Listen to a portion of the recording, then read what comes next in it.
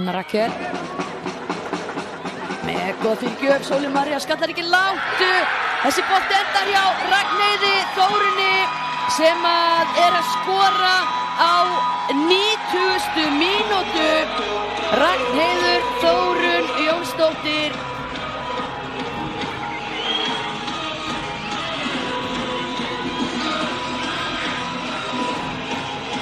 Sjáum þetta aftur, góður bolti hér frá Jasmín og út á Önnu Rakel. Flott fyrirgjöf, Sóley María hittir ekki boltan, það gerir Ragnheiður hins vegar.